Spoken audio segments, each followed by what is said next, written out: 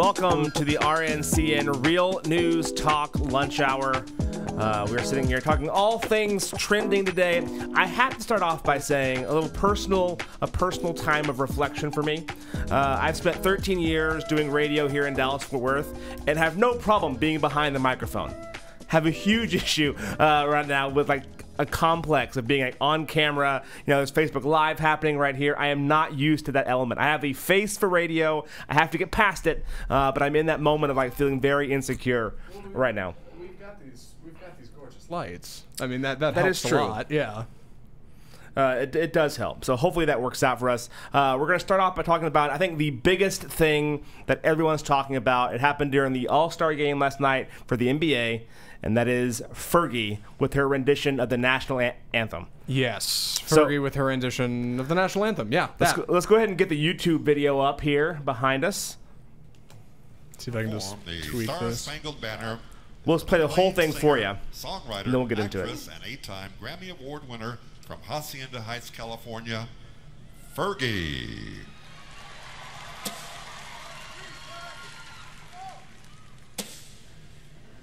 Oh, say, can you see by the dawn's early light? So far, I don't hate it.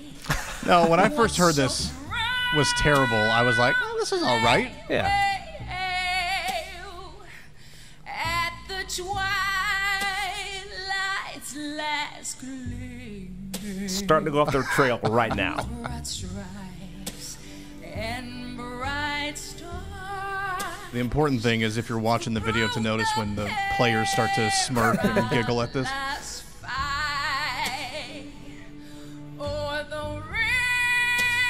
Check out that beard. Oh, there's Chance the Rapper. Chuckling.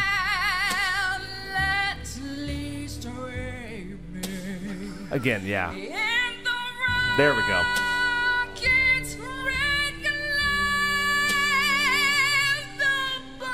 She looks amazing, though, by the way. Yeah. Yeah, looks phenomenal.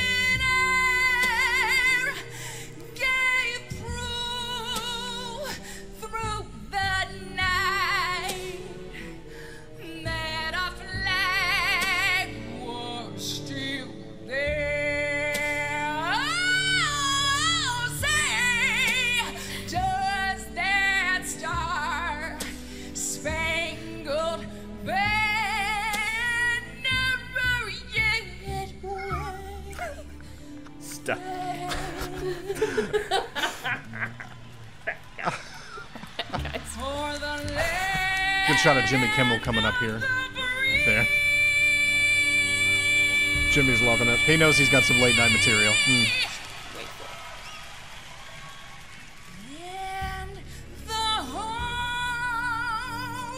Yeah. You brave.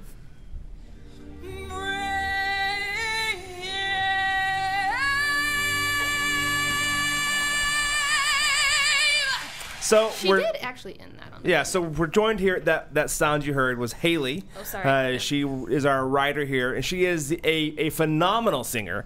So we brought her in because you know, Matt, Zach, and I aren't the best at singing, but Haley. Speak for yourself. But Haley, I heard her in the back warming up. I won't ask her to sing live on YouTube here, but tell me your initial thoughts about Fergie's interaction.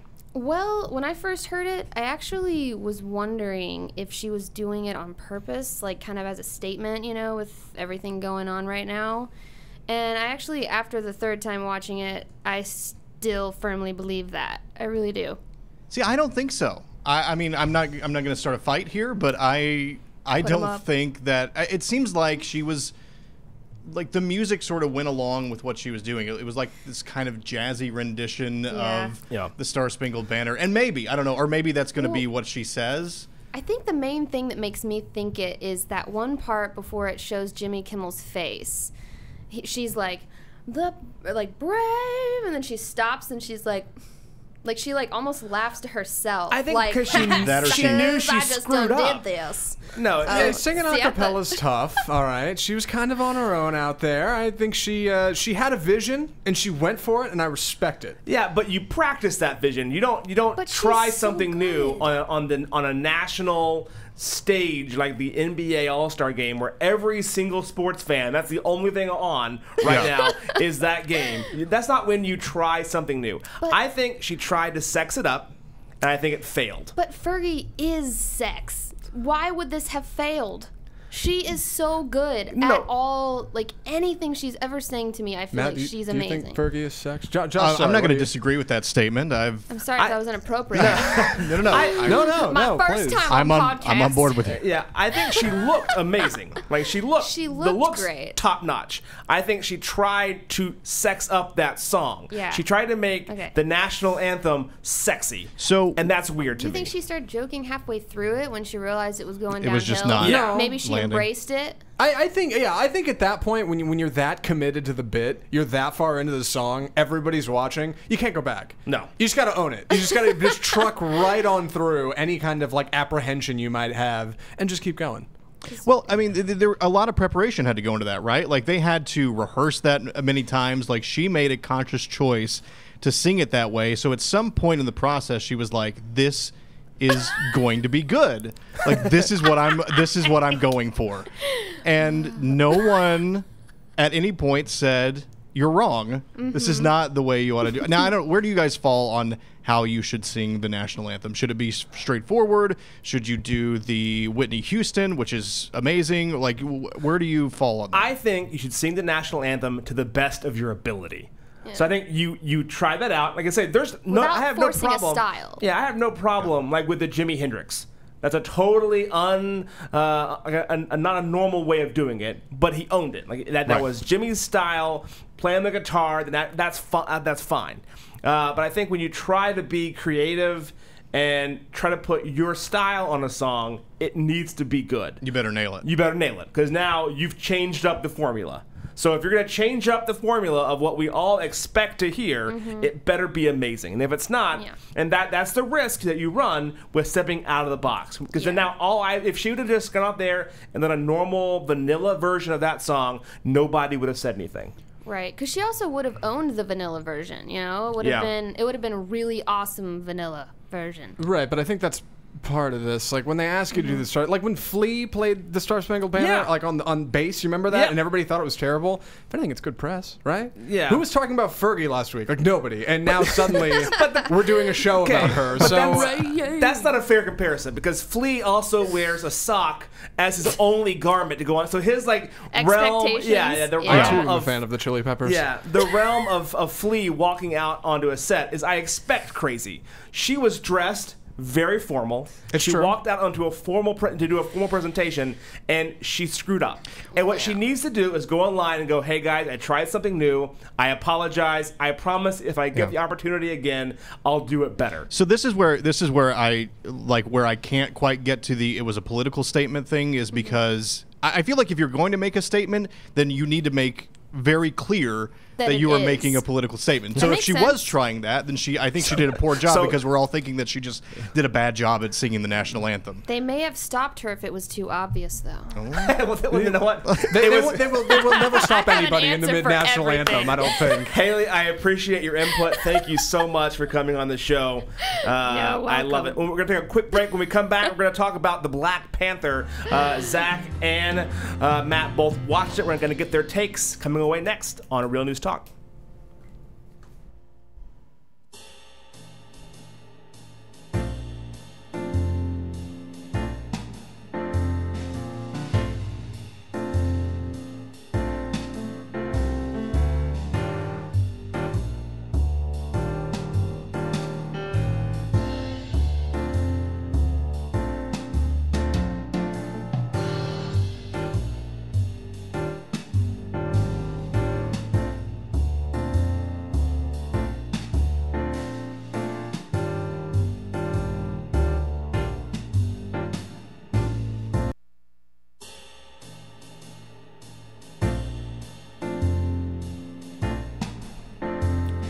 Okay, and we're back on Real News Talk, the lunch break hour. Again, I am Josh in the studio with Zach Lewis and Matt Stoker. We're talking about Black Panther, the movie that came out. No, it's been all over any sort of social media platform that you may be on. You've had to see something about this film.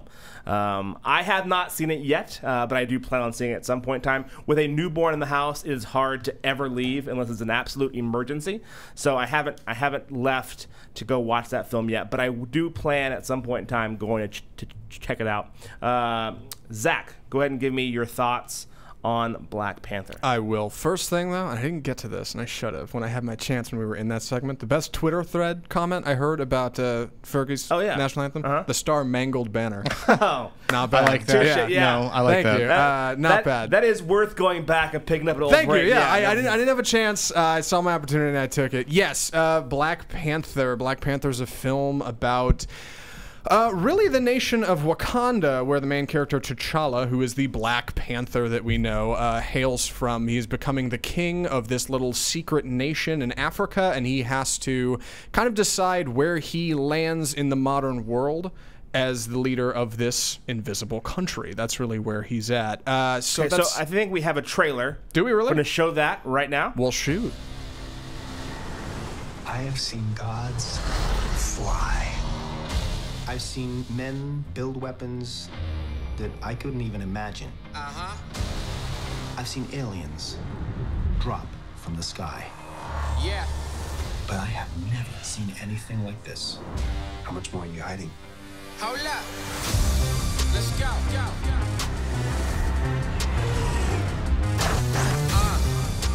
We are home.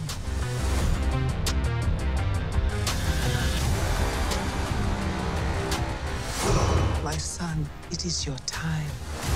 Show me my respect and bow down. You get to decide what kind of king you are going to be.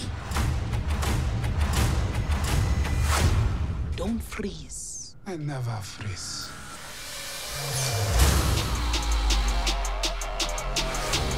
The revolution will not be televised.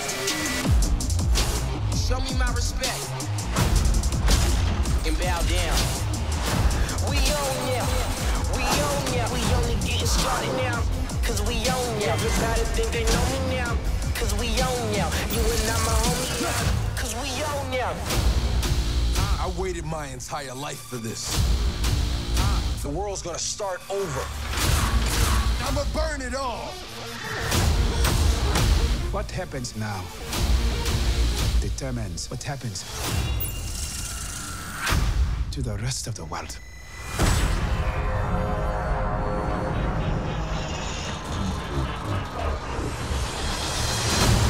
You will not be able to stay home, brother.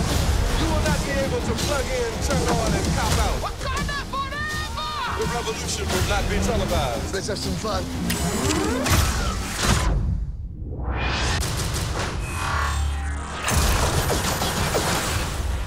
The revolution will be live.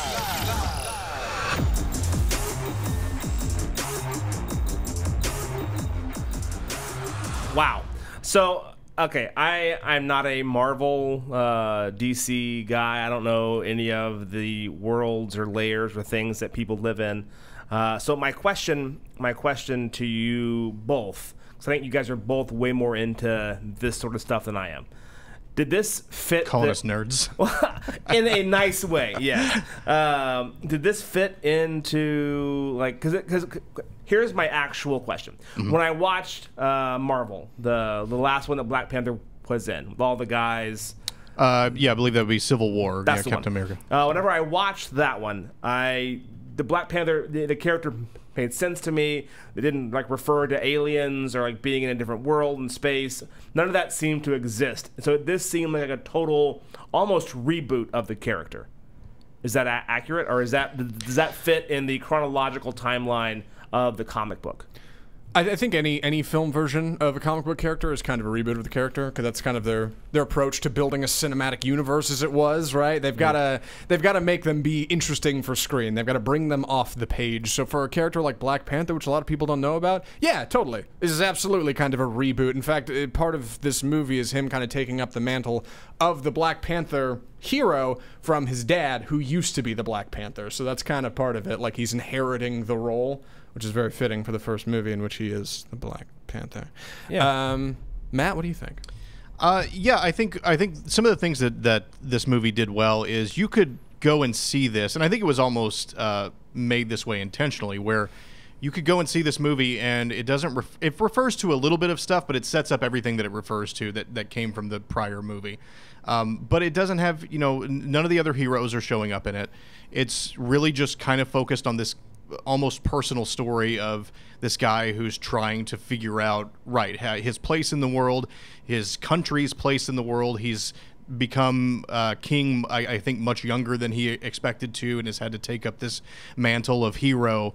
And so all of the other stuff in the Marvel universe doesn't really make an appearance. It's more just this guy's story, and I think as a standalone film, I think it works pretty well that way. So leading up to this, Rotten Tomatoes had it at 100. It had a perfect rating. Yeah. And then, I think a week before it came out, the first reviewer gave it a bad review. There was one person that gave it, so that took it down to 99.9, whatever it is. Right. And then of course that one reviewer got lambasted by everyone else, saying that you can't give it a bad review.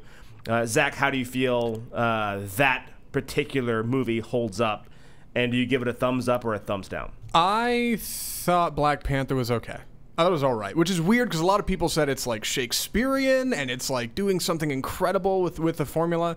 It's less a movie about the character of the Black Panther and more about the city the guy lives in, which kind of brings bigger topics to the table and is a change from what the previous 17 Marvel films have done. And while I like that they're trying to do something different and kind of go in a different direction and bring in something new, it's still a comic book movie. Not to say it's bad. It's fine. It's a good popcorn flick. You can watch it with your family and some of your kids, depending on their age. It is PG-13, but it's okay. It's all right, I guess. I wouldn't not recommend it. I'd say, yeah, if you're going to the movies, you got nothing better to do, go ahead and check out Black Panther. You'll probably enjoy it. Matt, what did you think? So I think part of the problem, part of the thing with this movie is it's impossible to extract it from the current political culture. And when you're talking about a movie that is an African hero set in an African nation, dealing with the politics all surrounding that, I think that's part of why the discussion about whether or not it's good or bad gets so heated, is because I think we as three white guys sitting around this table, yeah. It's hard for us to say this movie. I can't say this movie meant something to me personally, but I can understand why someone would watch that in a culture that may have not been represented all that much in superhero movies, to go watch that and say, man, this is awesome to see a good film. I liked it a lot, and to see a good film that doesn't treat it as a gimmick, but these are all actual characters who have interpersonal relationships, and it's not just a standard us versus them or anything like that. It's a good story, self-contained, with a lot of very, I think, strong characters. So yeah, I can understand why people who liked this movie for personal reasons would be upset when someone maybe gives it a bad review. Well, and that was one of the things that I read an article to kind of get a better a view of what's going on. And there's a guy who writes for The Root, and he was talking about how this is the first time that there's been a movie that's been a huge blockbuster film. Not like an indie film or an underground movie, but a huge blockbuster. This is something that you have to go see, that was a black cast, black director, African-American producers. The soundtrack is predominantly African-American. He goes it's a lot has gone into this, and this doesn't happen very often. Yeah. And that's what we really care about. And then as far as one of the things he talked about is why it's important for him with this film, is that he was talking about this is the first time that there hasn't been the white savior, which I had to kind of look up what that means. And basically it means there's a struggle going on, and then the white guy comes in and saves the day. Yeah. And they're it's so great to have a film where there's not that. And so I can definitely understand that. Yeah. And I'll never be able to put my head in that headspace and go, oh, it's great to have an all-white film, because we have tons of those. So I can definitely see why people would take so much ownership and have it be a very emotional and personal thing for them. Yeah, Right. and I want to be clear that even all of that stuff stripped away, I watched the movie. My wife and I watched the movie, and we both really loved it. Like, it was a lot of fun. There's a lot of good humor in it.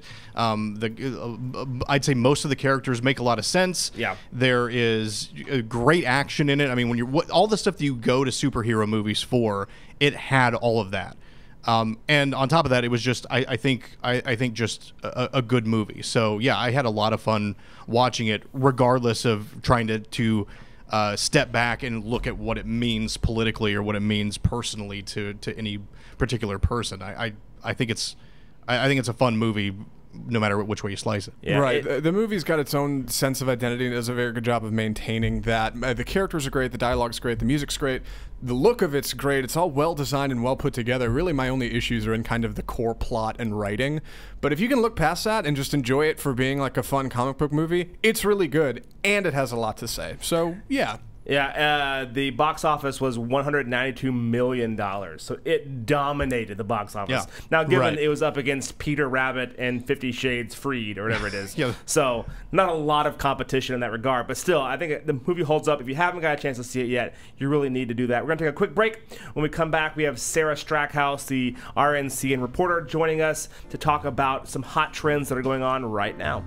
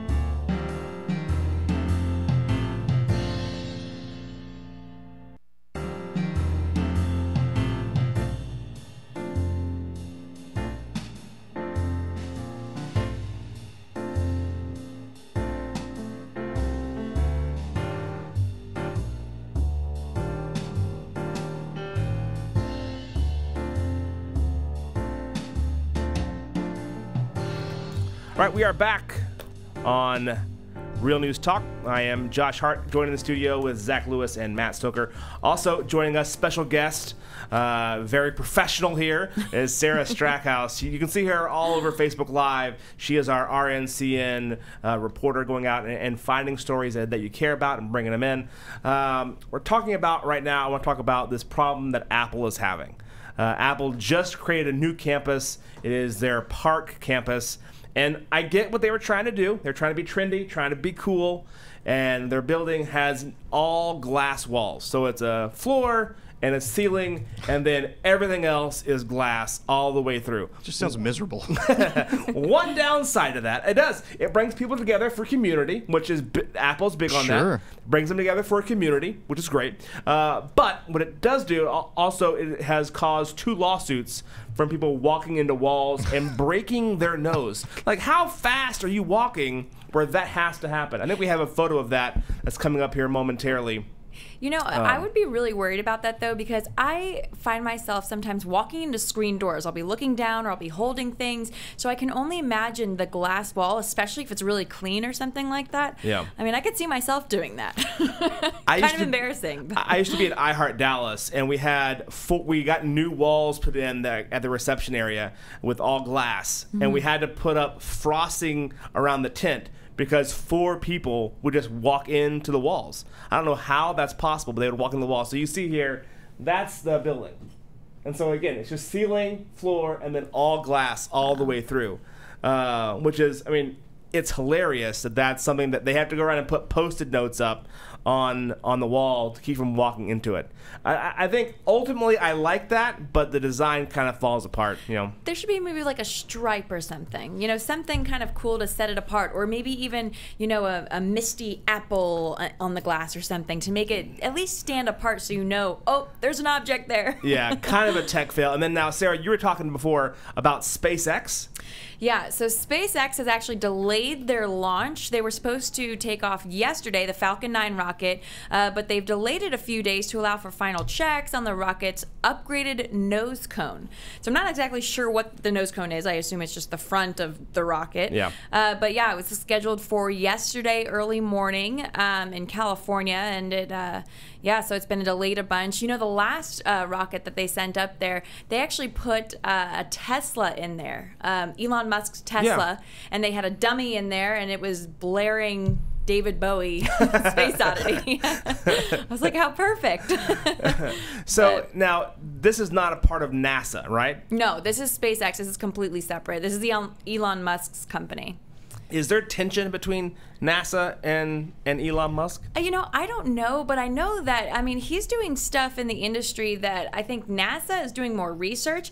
But, you know, he had opened I guess before I left Midland, when I used to live in West Texas, they had just opened up a SpaceX launch pad there, and you could just go up and tour the Earth for, you know, something like $9 million or whatever it was, but they were just giving out like vacations to tour space. Let's do the first podcast in space. Wasn't like Lance Bass from NSYNC signed up to do that? I heard something about that. Really? I have no idea. The thing is, like, yes, $9 million is unobtainable to us in the room. Right. But to a lot of people, $9 million isn't that bad. There's a lot of millionaires out there. Yeah. I mean, if I had like 20 million, I would heavily consider circling the Earth for $9 million. Really? Gosh, I don't know. Half your income? That would be worth it?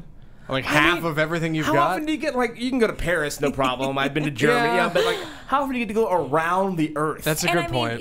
You would still have 11 million left over. I assume you're still making No, if I've climbed the mountain to $20 million, I'm not stopping at like, well, I'll just take my 11 and keep it. Like, no, of course not. I'm going right to the top. I want another 20. No, not me. If they ever gave me, it's a total side, but if they ever gave me like $4 million, you'd never see me again. I could survive off $200,000 a year, no problem. Right. So it'd be like just done. Sleep in all day.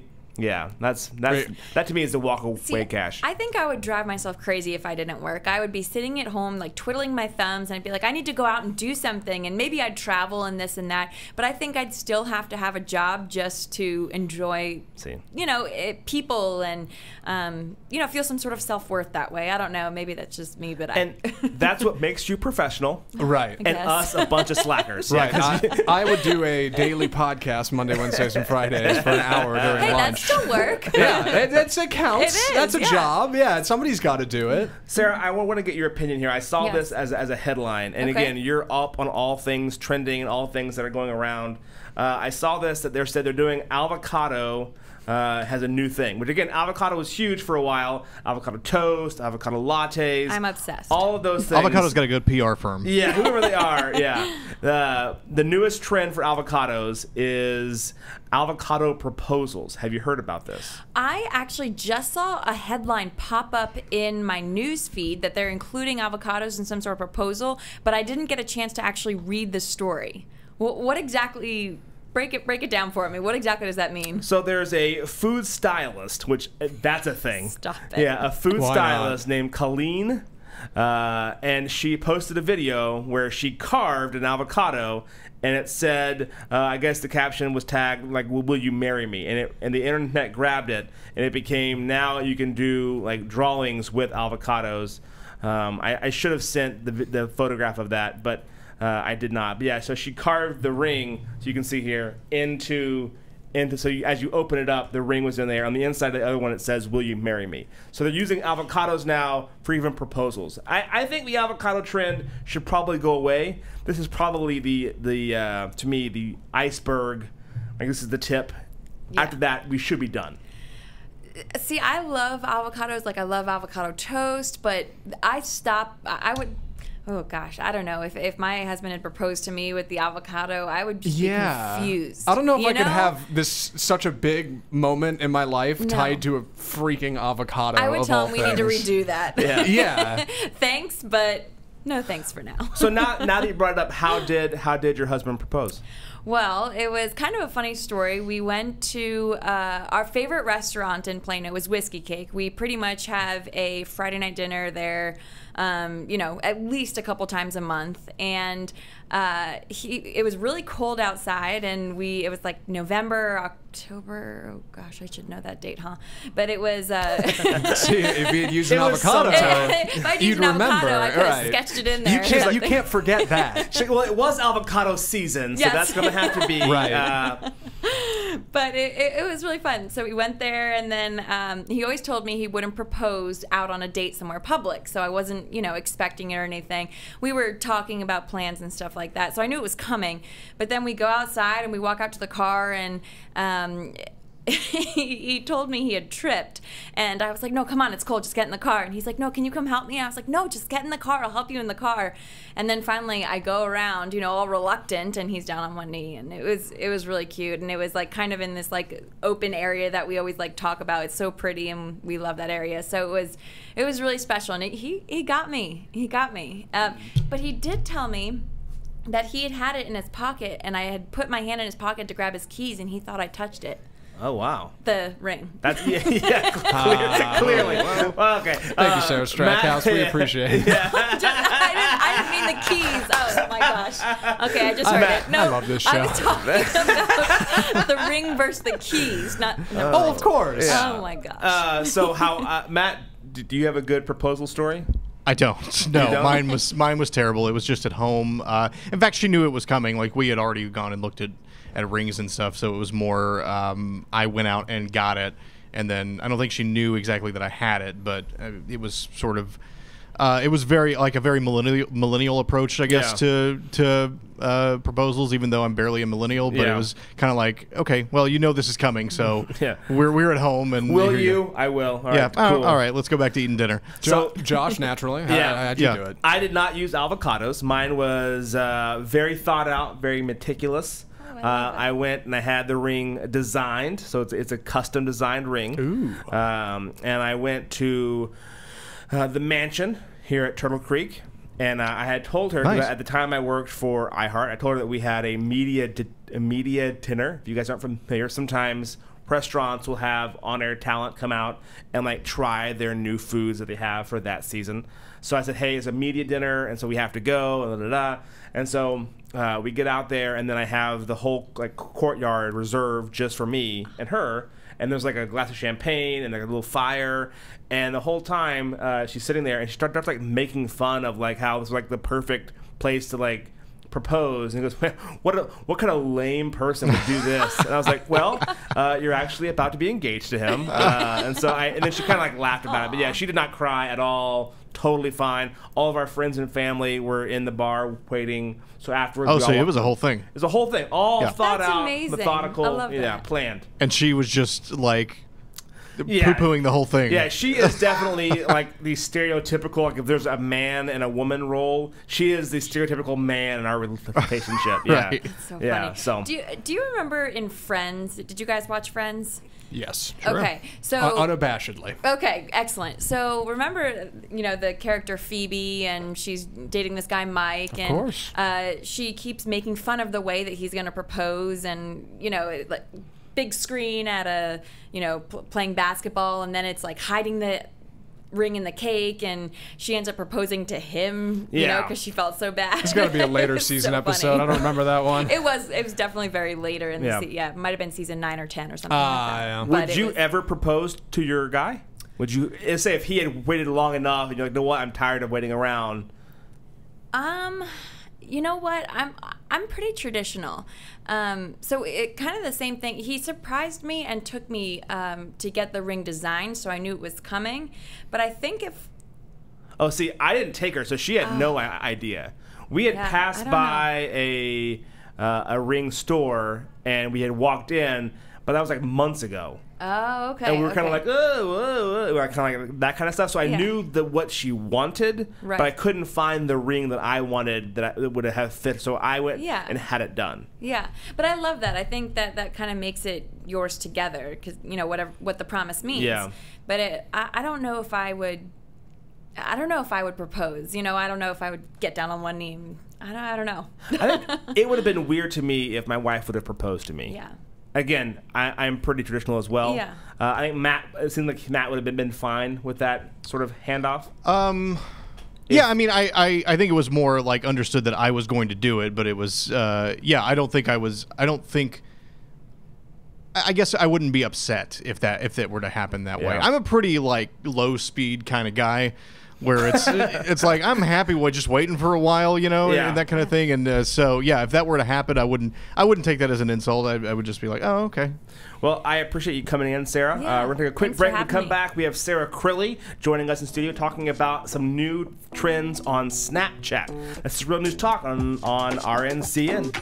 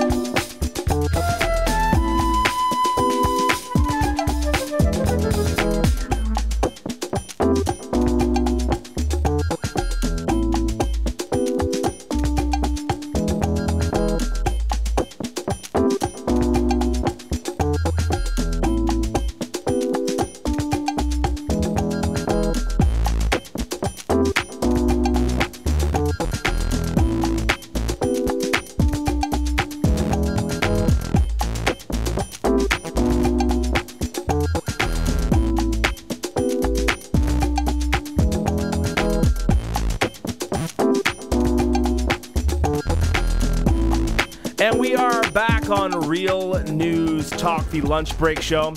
I am Josh Hart here with Zach Lewis and Matt Stoker. And guest today is Sarah Crilly. Hey, Hello, everyone. Sarah.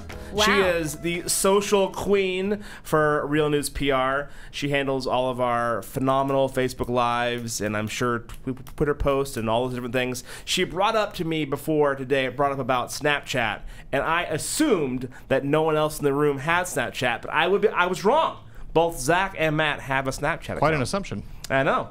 I never could figure it out. I downloaded it, and I just couldn't figure it out. So I'm under the impression that it's better to not do anything than to do it poorly. I would agree with that. And here's to go to show that there is a newly released update with Snapchat. So if you're going to use it, maybe you try it today, because now you can start the slate clean because they completely washed it and started kind of a new update. And more than 1 million users have now signed a petition. So there's a little bit of a backlash here on Snapchat, whether you love it or hate it. There's a little bit of buzz going on in Snapchat land. How do you guys feel? I'm a pretty avid Twitter user, at least I'm trying to be. I feel like I've heard a lot of backlash about this Snapchat update, but if you haven't used it before, well, hey, what better time, right? To just jump right in and get in fresh when you don't know any better. Out of the social media platforms, how would you guys describe Snapchat? Is it kind of a Facebook hybrid or an Instagram hybrid? How do you see it? I equate it more to Instagram than Facebook, because you're not really sharing. Or it's almost a messenger more than it, I think. Now, I don't use it in the way that I think a lot of people do, where you look at like the promoted posts and everything that's on the, I guess, the right side of Snapchat. It's more just like messaging between my friends and things like that. So dare we say it's a social media? It's ways to be social. You might so call just, it that. You know, no pun intended. Dare we say? Just Dare gonna we work that say in. We're actually going to be messaging through the app. But coin that things term. dissolve. So we couldn't we? Though it's almost like with Facebook and with Instagram, those pieces of content stay for a while. And Right. Snapchat, they dissolve within 24 hours. You can even delete it immediately just to show what you're doing, or you're talking back and forth. Yeah. So I think it's interesting, though, that there's that many people that are petitioning this. Mm-hmm. But how would you feel about your Apple update? Oh, give me back that old iPhone? Not really. So it may be something that we're seeing now where there's a huge backlash, but then people kind of adapt and adjust, and the rant done, right? I feel like this Right. happens every time that there's any sort of update to any platform. I mean, this has happened with Facebook. Every single time they change anything on Facebook, hundreds of people, or it feels like hundreds of people, are just saying, "Oh, this is the worst thing ever," and bring me back my old. I don't even remember what the old Facebook looks like. So, I don't care. I just roll with it and say, "All right." everyone hates change. Like that's like a inherent thing, whether it's online or whether it's like, you know, we moved from upstairs to downstairs, so you have to go through and like change the address on our business cards, or if your credit card gets stolen, you have to go through online, change all those. Everyone hates the change aspect of life. We want things to be seamless and easy, and so yeah, I could see people getting upset with the Snapchat. And I think Snapchat has done a great job of evolving. Because when it first came out, everyone just assumed it was a shady place to like go and send pics. I think it still is. Oh, is it? Because I think now it's seen differently. I think before it was seen as just that, whereas now it's progressed. I think it's evolved. Yeah. Yeah, and to actually like businesses are on there, and it seems to be a more credible place to go and share. I just kind of thought, and this is what I had heard from a tech friend of mine, is that he said as soon as Instagram did the Insta videos where you could do stories, and once Instagram did that, Snapchat was in real trouble because that was the only feature that everyone loved, and now you have both of those on one platform. I can take a picture and I can post it, and also I have the I don't care Insta story that's meant to be kind of more fun and not so perfect on the timeline. Josh, so, how many social media platforms are you stretched between right now? What do you got? What a great question. I have a lot. So, well, I mean, who doesn't? That's kind of what I'm getting at. I'm just curious. You got what? Facebook, Twitter. So I think every major social media channel I have a name registered. Right. But I don't use it. So, but what I didn't want is because my name is Mr. Joshua Hart on every single channel. But what I didn't want to have happen is someone take one of them and then misuse it. Right. And so every time something pops up, I grab it, register my name, and then I leave it alone. Right. That's very, very forward of you. Yeah, and so the ones I'm actually active on that I use daily is Twitter and Instagram. Okay. I use Twitter.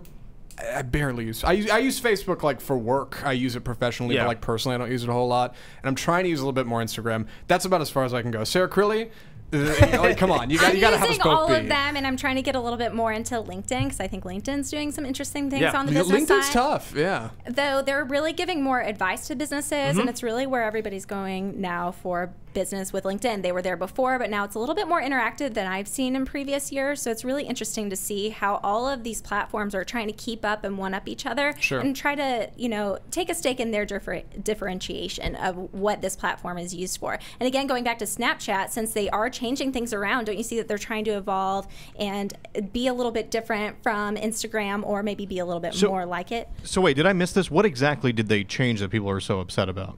On Snapchat? Yeah. So it's when you're, and it's hard to walk through the platform, but they are having it just more of the newsfeed style in on where you're getting your updates on news, and then you have to swipe away to start messaging people. So you're not going straight to messaging and updates. And then it's also how they have like how the friend directory is. So it's not as it was before, and I wish we could watch. Honestly, it could be worse. At least they have Messenger like baked into the app, and they're not like Facebook where you have a second one. That's like ridiculous. At least it's all in one spot. So I got to give them credit for that. I got to say, I mean, my Snapchat updated, and I noticed a difference, but it was not something where I said, "Oh, this is unusable." I was just said, "Okay, this is how it works now," and I went on. It's hilarious. I just Googled to see what the changes were, and on Friday there was an article that came out that someone has created a hack where you could jailbreak your phone and go back to the old Snapchat. Bring it back. Like that's how bad we've gotten. You can jailbreak your phone, ruin the warranty,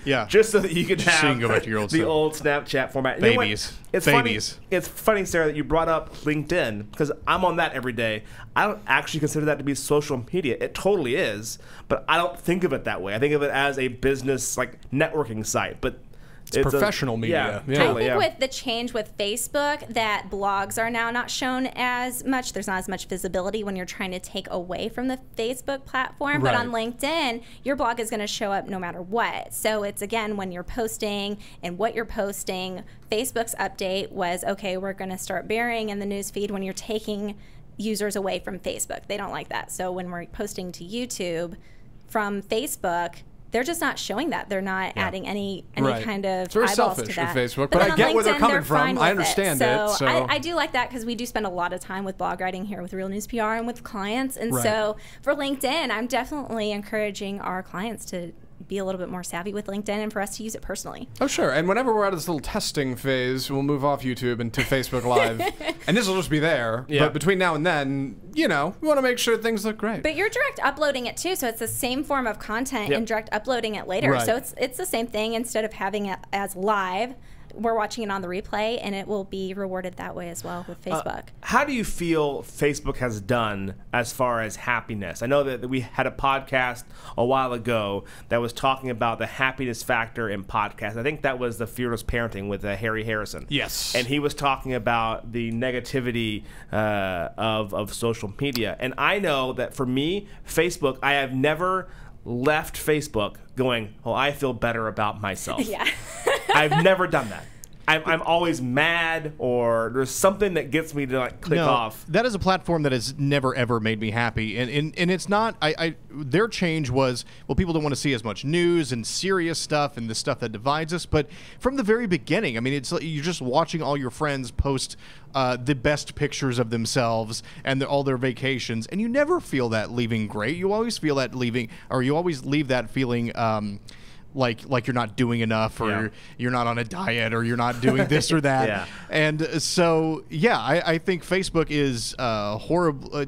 Maybe doesn't, or maybe they do understand, but they're lying about exactly what their platform is used for, because it's never been a place I go that makes me feel good. But I always thought that has to be user error. Like, that has to be a me thing. Because I think Sarah Crilly is by far the most positive person that I've ever met. I can't imagine her getting off. Josh. Well, sorry, Zach, Yeah. but come on. It's true. She's pretty great. Yeah, her logging off of Facebook and feeling that way. But is that true for you too, even? So I think putting the responsibility back on the user, it's all about who you're following, and maybe this is somebody, if you feel like you're following them on Facebook and they're being really negative, somebody's going through something in their life and they're trying to have that outlet. And I like that social media uses that outlet to be able to get something out and to be able to just kind of have their voice heard from their followers.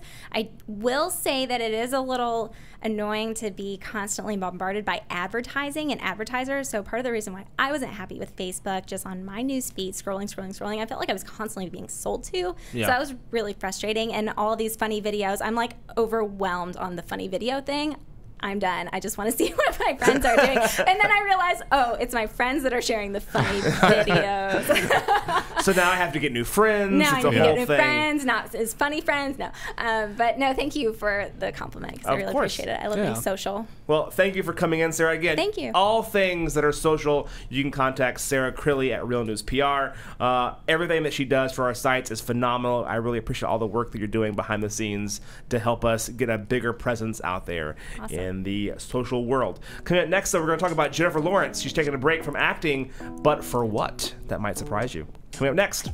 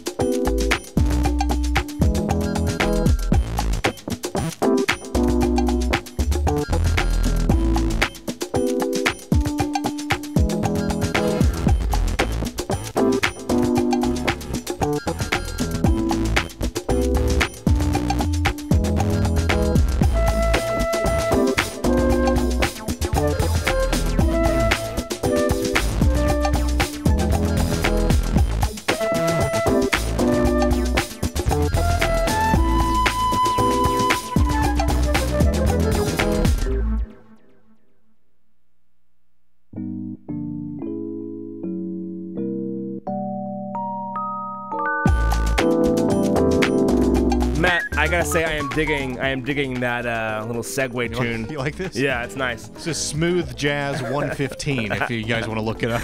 I like it. This is Real News Talk, the Lunch Break Show. I am Josh here with Zach Lewis and the guy you hear behind the board, Matt Stoker. I'm talking right now about Jennifer Lawrence. Jennifer Lawrence, heartthrob for me a little bit. Hunger Games actress. I have a slight crush on her. Sure, yeah, absolutely. Do you really? I think, yeah. All right. What? Why not? You don't? Well, she took a dive at the Oscars. What's not to like? Well, no, but not even that. But like, just like she seems to like keep it real. And again, I know a lot of people pretend to keep it real. They put on that like fake real thing. Yeah. But I think for her, I think it's a legitimate. She's just a girl from West Virginia who is trying to make a name for herself. Is she from West Virginia? I believe so. I didn't.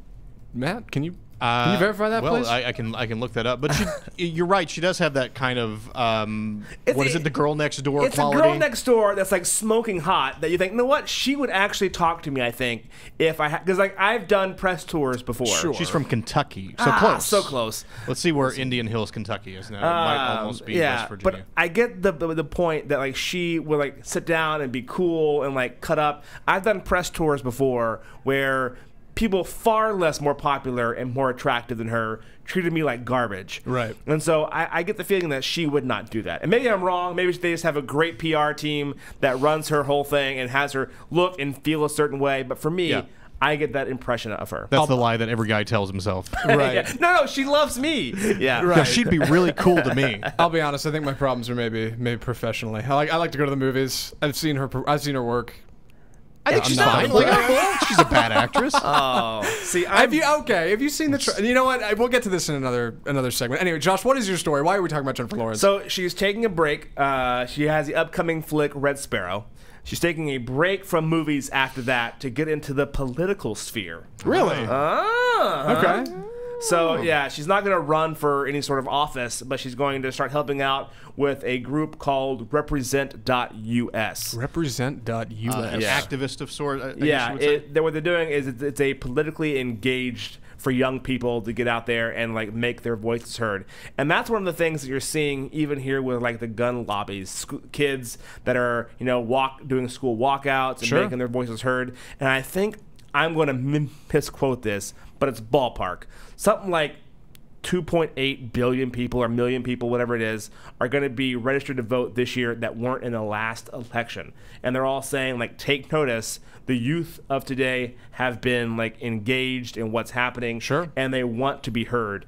And as before, politicians could kind of always rule out youth because they didn't go to the voting place, but they're saying that that's actually going to stop and that kids say they want to become more engaged. Whether that happens or not, we'll have to wait and see.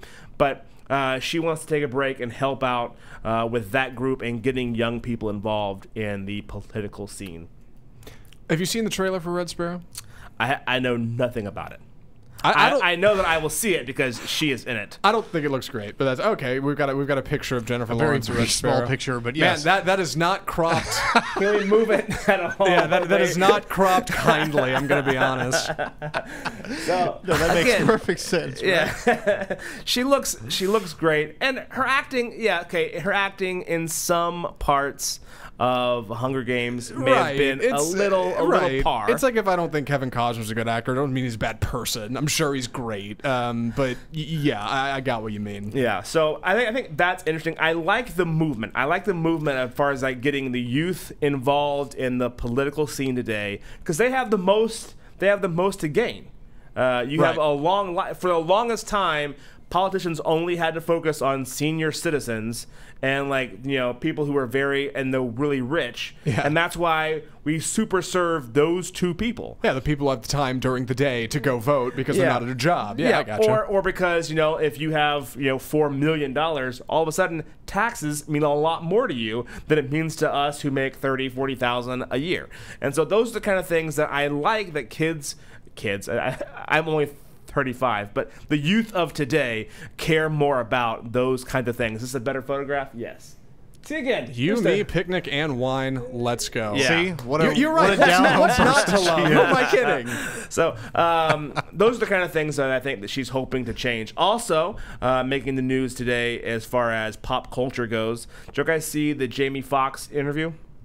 No. Jamie Foxx interview. He was a part of Terrell, Texas, his own. Terrell, Jamie yeah, DFW's own Jamie Foxx. He's from Terrell? Yeah. No way. He was at the NBA All-Star game because they had the celebrity game before that I'm sure no one watched because Justin Bieber was there and all this kind of thing. So he was doing a press interview on ESPN, and someone asked him about Katie Holmes, and he got up and he just walked out. Like, just straight up got up and walked out. I have the video here, the audio. I'll play it for you on my... Here we go. Here. Do I have that? Or No, because it's not an audio here. Huh. Weird. Yeah, I'm hearing something else. Got a little something coming. Is that you? Yeah. The feedback from ourselves? Oh, I have the YouTube channel up. There we go. Oh, Bingo. That'll do it. So yeah, we're watching ourselves. They asked them about it, and they just go, hey. The height of narcissism. It's true. They asked them, hey, did you and Katie practice? And that's all he said. Did you and Katie practice? Or were y'all guys seen together? He didn't nod. He didn't laugh. He didn't say no. He just got up. Is this the video? No, that's just a picture, but I'll find it. He just got up and took his headphones off and walked away.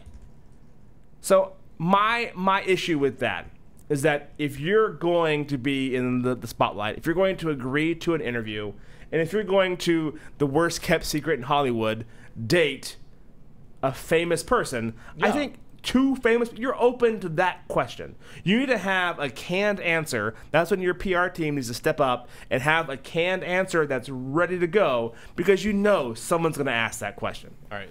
Right. It's not exactly a surprise. You getting the video up? I'm getting the video up. Oh, okay. So you're gonna shoot. And that's always been my concern is that when people like forget that, hey, you know what, being famous, yes, it's great. It has lots of perks.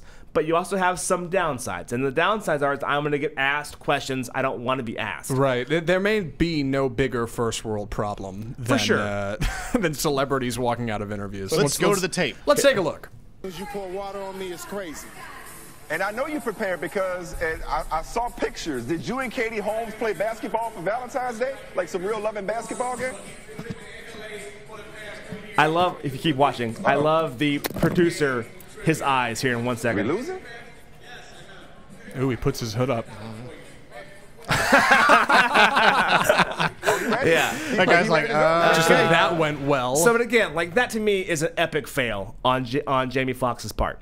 I think he should have gotten, he has a big time PR firm. He has media handlers. People, I'm sure, told the announcer, hey, don't say this. Don't ask any questions about Katie Holmes. But knuckleheads are going to do it. And so instead of you looking like a big fool, kind of like Tom Brady. You go back to Tom Brady when Tom Brady went on the show and the guy before had made fun of his 11-year-old kid. A line crossed, 100%. But instead of going on there and like not going on the show and kind of crying about it a little bit, it's a better opportunity to step up and say, hey, you know what? I'm on the show now, so you can talk to me, or do you only talk about kids? And it's your shot, like, push back and like be funny, and that's a good soundbite. Yeah. And you protecting your, all those things are accomplished. You protected your kid. You scold the guy who made fun of your kid, and you look better. It's one of the things that like Zach was saying, it just kind of goes along with fame in that a lot of people know about your life. Yeah. A lot of people think they know you, and they think that they can joke along with you or take pot shots at you or whatever. And it's, I guess it's, I don't want to blame the victim on any of this stuff like that, but I think in a way you have to have some tough skin if you're going to go into some of these things, or just don't do it. Just don't take these interviews if you absolutely, it's fine if you're talented and you don't necessarily relish the spotlight, but if you are going to be doing these interviews and things like that, then you got to be ready for somebody to ask you a question that you're not comfortable with. It's one of the things that behind the scenes here that I've done with certain people and just said, hey, look, sometimes people are going to be jerks, and they're going to ask you things that you aren't ready for, or you should be ready for, but things that you don't want to talk about. Yeah. And you got to know how to answer that. And I think there's some things that you could walk off the set for. there's questions that are like totally out of line that I'm not prepared for. Right. And like, you're so vulgar, I'm leaving. Right. But yeah. that Like was breaking not one of them. Yeah. Like breaking the social code or just saying something sure. absolutely awful. For But sure. asking about a relationship when you are both celebrities, it like you can't hide that. Come on. And it's all over the press. It's not like they broke the story about him and Katie Holmes being together. It's a well-known fact. They've been dating off and on for years. So that's the point where you have to be prepared, and that's one of the issues that I have with him. Yeah, you just kind of come off looking childish, like you just can't handle it, right? Like it feels a little bit like if you can't stand the heat, stay out of the kitchen. Again, not a celebrity. Maybe I'm wrong. I mean, I don't know where exactly they stand, but for what it's worth. Yeah, it just seems like you could have either just said no or yes with some sass, throw some shade or something. Be like, oh yeah, we played twos with Meryl Streep and Nicole Kidman or something. Like just have something to say, you know, like instead of just nothing and walking away. Jamie Foxx is a clever guy. Like, why you don't have something to come back with that? Yeah. If you're not more clever than the ESPN reporter who's covering the celebrity game of the All-Stars, then you have a bigger issue to worry about. Okay, we're going to go for a quick break. When we come back, I want to talk about the wedding dress that was returned after 30 years, where it was.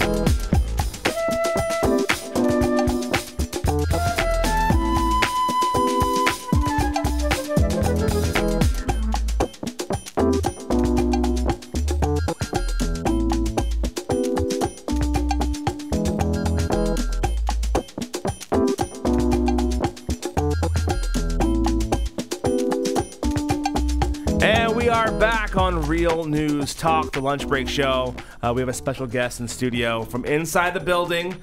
It's Stephanie Bond. She said, like James Bond. I like it. Yes. Stephanie, how's it going? Good, good. Did you have a good weekend? I did. Did you do anything fun or exciting? I went to the car show. It was my very first car show ever. All right. First, your favorite car you saw at the car show.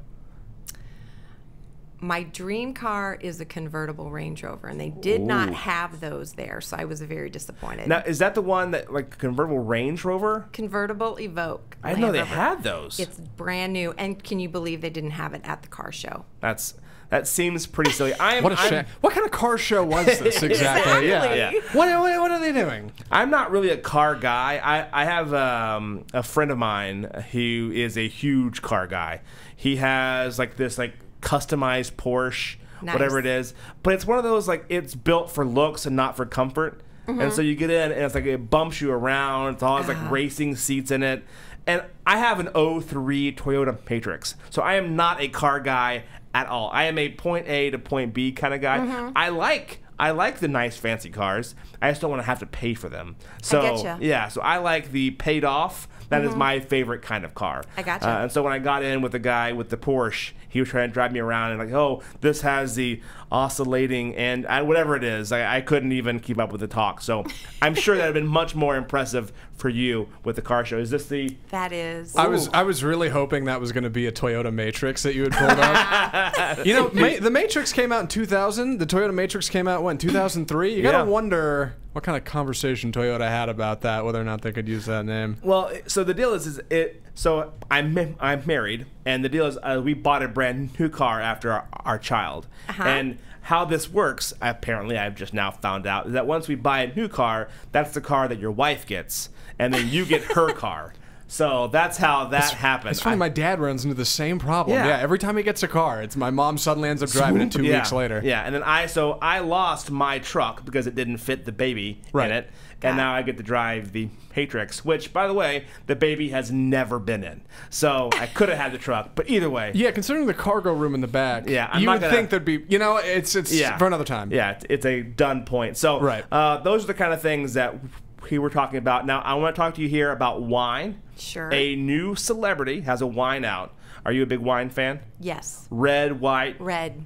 Ooh, red. Do you like the Merlot or the Pinot Gris? Yeah. Usually a bold cab. Ooh, a bold cab. Very nice. Very bold of you. Bon Jovi has a line of wine. I think every celebrity now has to be in the wine game. Right. So Bon Jovi is the most recent. I'm trying not to laugh because I can't imagine going out and like buying a bottle of Bon Jovi's, red wine. But it's not red. He is doing rosé.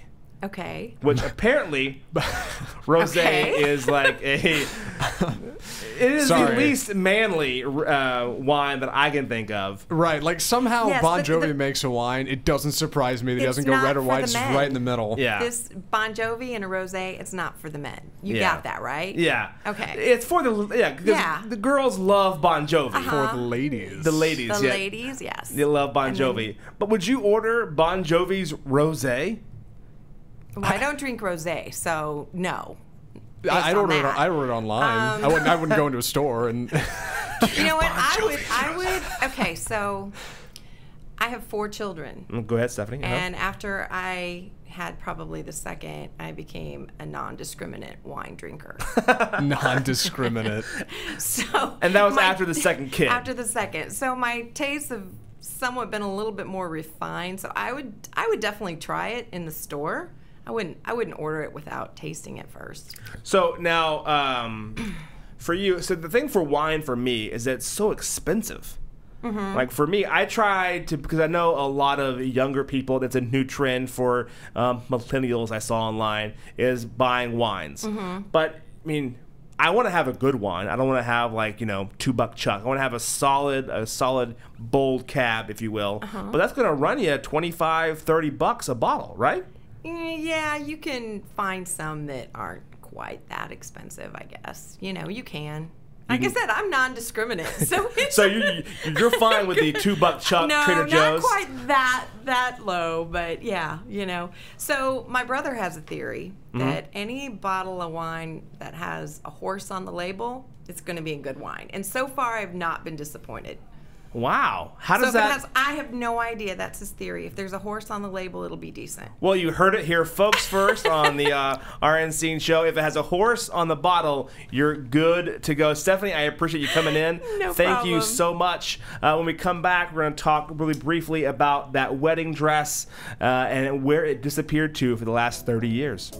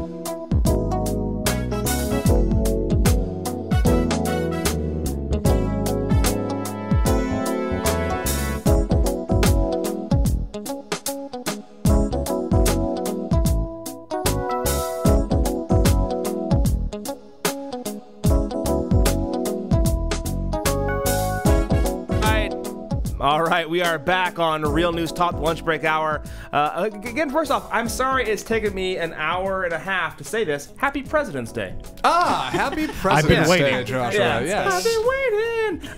One of the things that funny time that the president was born today was a vice president, Andrew Burr. A little fun fact for you guys. It's not Vice President's Day, but still, it works out. Andrew Burr. Birthday was today. Did you look that up, or have you been sitting on that for like an hour? I've been sitting on it for an hour. Oh no! And I just saw I was my hoping notes. you just looked it up and you haven't been waiting to deliver that. I've been waiting on that one for a while, and then I fumbled through it. Either way, it's also the 50th anniversary of Mr. Rogers' Neighborhood. Oh yes, is it really? Yeah. See, that's worth celebrating. That is worth celebrating. I mean, presidents are great, but Mr. Rogers, come on, man. So we're joined in. Sorry, we're ignoring our special guest. We're joined in by Shatora. Yes. How's it going? Great. How are you? Shatora, tell me a little bit about yourself. I am Shatora Marshall. I am the Phenomenal Mindset Speaker. Oh, wow. I do different workshops, and I'm actually here today working in the building, and I walked by. I saw you guys. So Phenomenal Mindset Speaker. What does that mean? Just about the mindset, the communication barriers that a lot of us have. Mm-hmm. I do a full workshop on communication barriers. It's very fun and intriguing. Well, I don't want you to give away the farm and give us your whole presentation, but I want to get a brief snippet. Do you have like a bullet points you could give us? For the most part, we go through, well, I'll give you a little bit. Yeah. Kodak.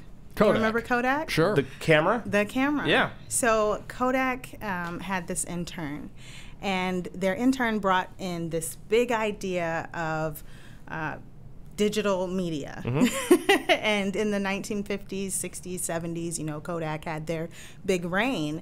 Well, when the intern brought the information in and said we need to embrace digital media, it was like, what are you talking about? We do print, we do film. This isn't what we do. And they said the idea was cute.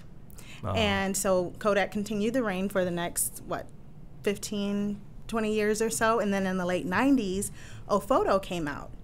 And they were full service digital media, mm-hmm. which by now has led to the billion-dollar industry, Instagram. Yeah. And so having those communication barriers when it comes to leadership development, employee leadership, all of that good stuff. So how did you get into this field? I have worked many, many, many jobs where communication has always been a barrier. And then being in different relationships where it's been a barrier. I have children, and it's just always been intriguing to me. That's a phenomenal segue because we're talking about dating trends right now. Yes. Now, okay, so are you familiar with any of these? Instagram courting. It's one with 800 million app users. Instagram courting, so Instagram's trying to get into the dating service. Yeah, and it's basically when you flirt or slide into someone's DMs. This is a direct quote. I'm not sure what sliding into their sliding DMs. into the DMs. It happens to me all the time. That sounds I didn't know something. So does that just mean like they're sending you a high? Is that because I know for well, there's always something inappropriate. What DMs are?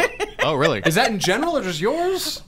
I don't know. If you're having to slide into anything, it's gonna be shady. Right. That does not seem above board if you're sliding into. Pretty much. I mean, you get the occasional, "Hi, you're pretty. Where are you from?" Is there a good way? Is there a good way to like cold intro to you? No. So then, what do you mean? What do you mean cold intro? I mean, what is like DM someone. If you're sending someone a direct message, it's unsolicited. There's no like back and forth. I'm having to basically cold call a relationship. Right. Right. So I'm having to hop online and go. Okay, I'm seeing her for the first time. I want to get her attention. I want to tell her that I think she's attractive and she's pretty. How do I put that in a message where I don't come off as being creepy or slimy? I think you'd say it like that. Like, hey, I saw your page. You think? You look nice. Yeah. Yeah. I think I read a thing just the other day, the art of being a creep. Okay. The art of being a creep. It was very informative. That's right. And what was interesting about it, what do women perceive as creepy from a guy that they're like on a date with? And typically what they said is a guy is creepy if he tries to move things along too fast. You're trying to jump over things. You're just trying to make things happen faster than they should, and it's weird and off-putting. And part of the problem with the cold slide DM call you were talking about is that Like, it's inherently creepy. Yeah, you're trying to start a connection over a message. Like, there's really no good way to kind of segue into that. So you're already starting off on a bad What am I foot. supposed to do, though, if I see somebody on Instagram that posts pictures that I like? And I'm not trying to be creepy, but, like, I like what you're about. Right. I see the pictures.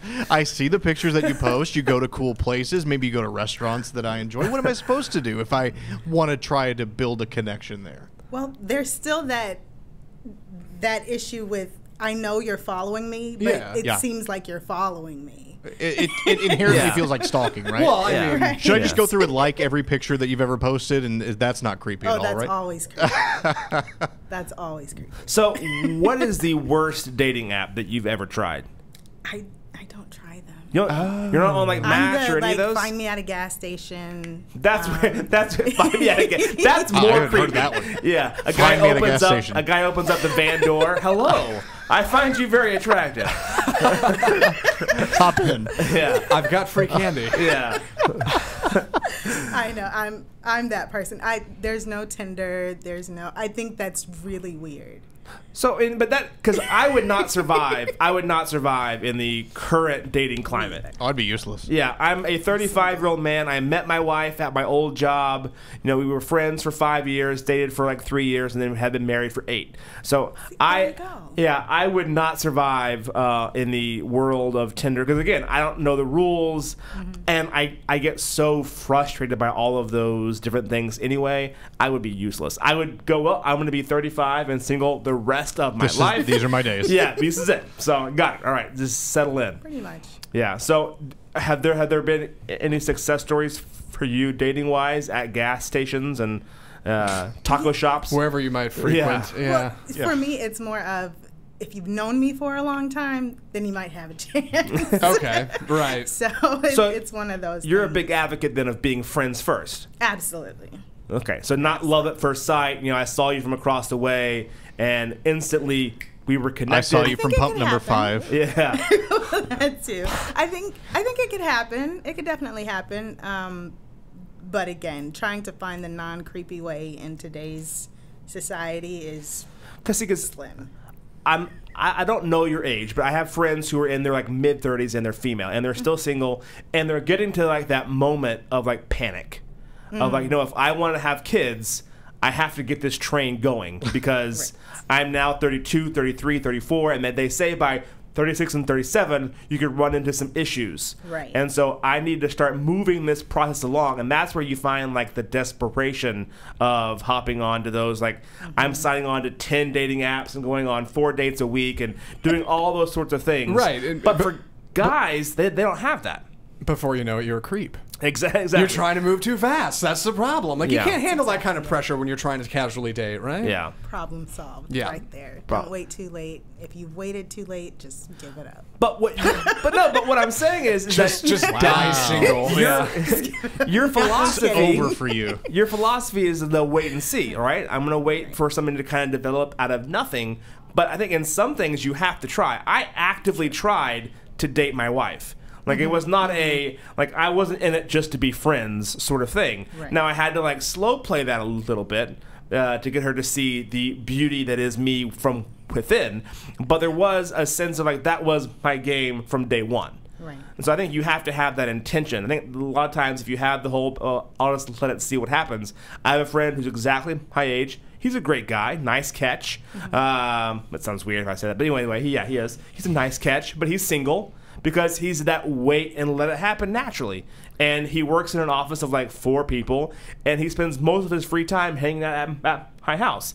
His options are very limited. And so if you have to put yourself out there a little bit. It doesn't have to be Tinder, but it needs to be a network. Like I think there's Advents and Adventures is a service that you sign up for, and it's nothing but singles going out and doing stuff.